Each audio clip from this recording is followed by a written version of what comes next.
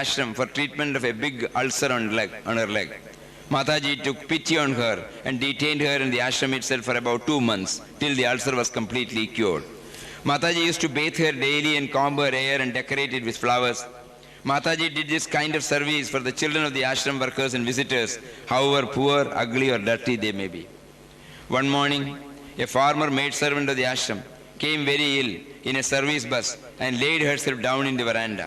She was suffering from high intermittent fever and was in a state of delirium. She was too weak to go out, even to answer the calls of nature. Mataji looked after her with all love and attended to the scavenging work herself and daily dressed her and made her bed. All orphaned hearts feel the love of a mother in her. Sri Indira Devi sings her praise thus: Dear mother, what spiritual heights you have scaled are beyond my ken.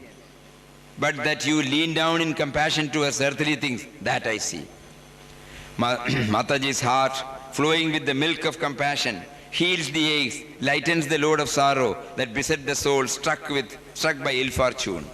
Her children's woes and miseries wring her heart with anguish. O mother, you give away all that you are, her heart, soul, life and power, to stop a tear, to heal a heart lacerated, to soothe the pains and agonies of your children. This is your mission. Spiritual light, Tu Maja Yajaman Rama. Yes. O Ram, you are my master.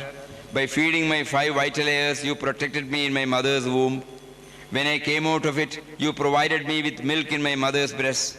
While this is the case, why should I worry about food for my stomach? Madhva Munishwar Swami Rampati says, O God, I surrender my I-ness to you. This is taken out from Mataji's Guru Kripa.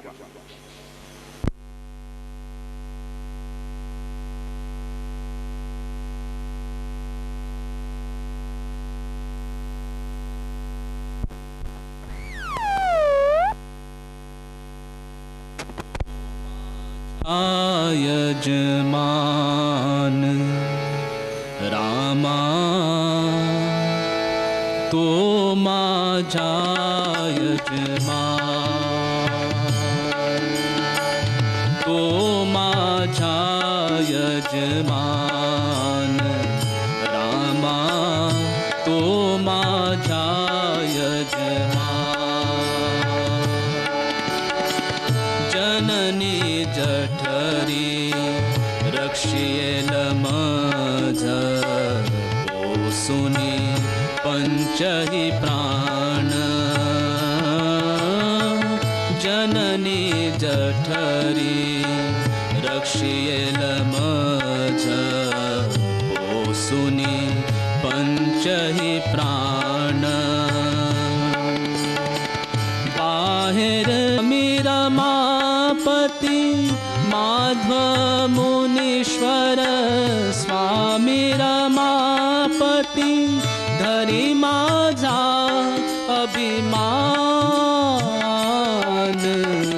तो माझा यजमान रामा तो माझा यजमान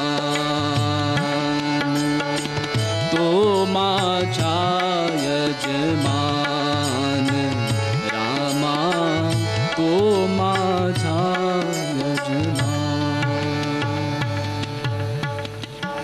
Mataji's spiritual ministry. When once asked what she was praying for even after realization, she said, I am praying to Papa to give Sakshatkar to everyone in the universe. She tried to facilitate all that was necessary to hasten the spiritual ripening of her children. All that she said and did was directed towards this end, that all her children should abide in the same spiritual state which she herself enjoyed. In the early days of the ashram, what great pains did Mataji take to create ideal conditions for sadhakas to engage themselves in sadhana. She saw to it that they had their own rooms, provided them with sattvic food that a sadhaka should eat, and asked them to be, as much as possible, in Papa's company. As Papa used to reiterate, the company of saints and God-realized souls is the greatest opportunity in a man's life to progress towards him. And it was for this and this reason alone that this ashram came into being. Mataji was anxious that none should be deprived of this golden opportunity of being in Papa's holy company. She planned meticulously, not only providing for their creature comfort, but also for their spiritual succor by scheduling bhajan programs and Ramnam chanting in the bhajan hall. She served the devotees with the same zeal, love and dedication with which she served beloved Papa's person. If people sought Mataji's counsel on spiritual matters, she would respond saying, "Let us all look upon beloved Papa only as Guru. I cannot be a Guru. I will tell you what beloved Papa has taught me. I am not telling you as a Guru to a Shishya or as advice." All the same, she was guiding and exercising her spiritual influence in unobtrusive and unassuming ways. In her inimitable way, she gave them counsel, at once practical and profound, though she was averse to play consciously the role of a Guru. She exhorted upon the devotees to believe whatever Papa does is for the best, even though sometimes his actions may appear contrary to reason. She would say, "You see, such instances are apt to disturb the minds of ordinary sadhakas easily. Unless we have the strength to accept without reservation everything about Papa and believe that whatever he does is for good, it is hard to face such situation. The mind must be so trained from the very beginning, but it is very hard." After Papa's Mahasamadhi, she was often found weeping because nobody amongst the devotees took advantage of Papa's presence all those years. Now that Papa has left, who will light up the path for you as he did, she would ask. Mataji would express not less than half a dozen times every day that none took advantage of Papa's physical presence all those years. And will ask, "Now who will help you?" One day when she was in bed, Mataji suddenly started weeping. When asked for the reason by Pujya Swamiji, she said, "I am weeping only because none of you took advantage of Papa's presence." Then when he replied, "For that it is we who should be weeping and not you," she suddenly laughed and said, "Because you are not weeping, I am weeping." Though Mataji wanted to do all the seva to Papa herself, she would permit some if they so desired, as she was equally anxious that they should also get the benefit of serving Papa. As a mother, she would keep a watchful eye on the devotee's spiritual evolution and lovingly suggest any change that might help them in their pursuit. She evinced interest in everyone in the ashram, whether they are permanent inmates or visiting devotees, whether people were known to her for years or only just for a couple of hours, made no difference to her in her love and concern for them. Mataji would be very minutely watching over those who came to stay in the ashram, lest they should commit any mistake. First and second mistakes she might ignore. And if the same were repeated, Mataji would get furious and tell them bluntly where they had erred. If a sadhaka or anybody who had committed a mistake, for which Mataji had taken him to task, unreservedly owned up the mistake and sought pardon, Mataji would be very happy and forget it together. On the contrary, if he defended his action, she would flare up and never be the same to him, even after weeks and months, until he admitted the mistake and apologized. Then she would say, "Oh, it took so much time for you to realize your mistake. Your ego is so strong that it will not bend. This is all because you are not chanting Ramnam properly.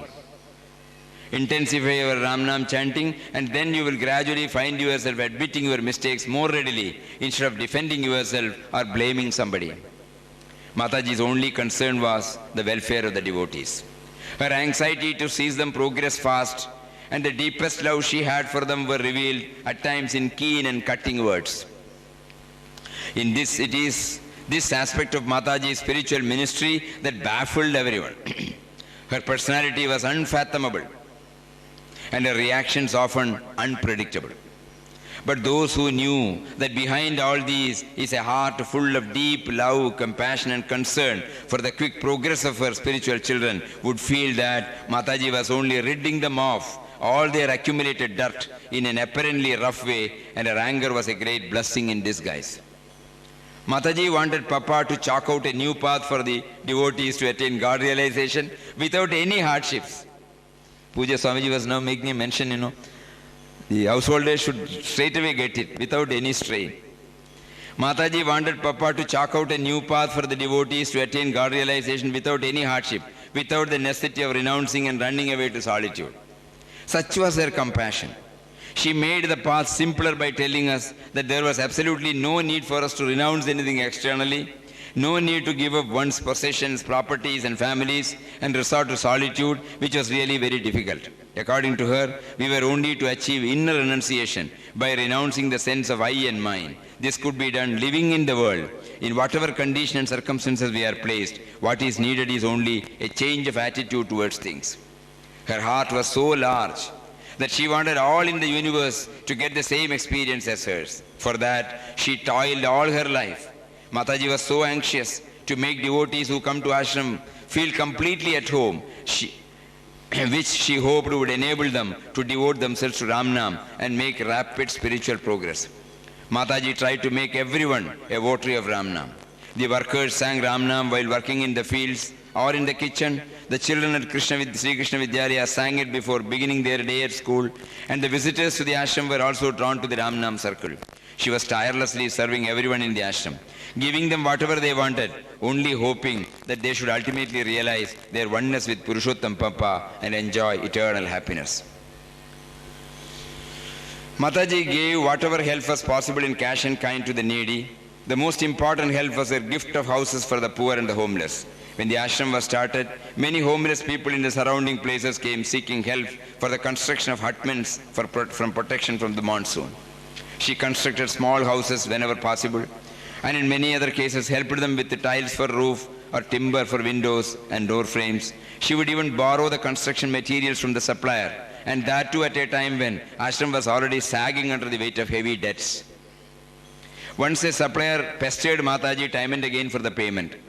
At one point, Mataji lost her patience and told him to remove the tiles from the huts and take them away, as she had no money to pay his dues. The shopkeeper apologized forthwith and agreed to wait for the payment. When some families were in dire need of a roof over their head during the never-ending rains, Mataji even talked of demolishing some of the ashram buildings and give away the housing materials to them. Once this incredible thing actually happened. She got the Chandwani building demolished and got the tiles, frames and other materials removed and gave them away for house construction. She even said openly that she would give away the ashram buildings as they are, if only she could. Only the trustees will not permit it.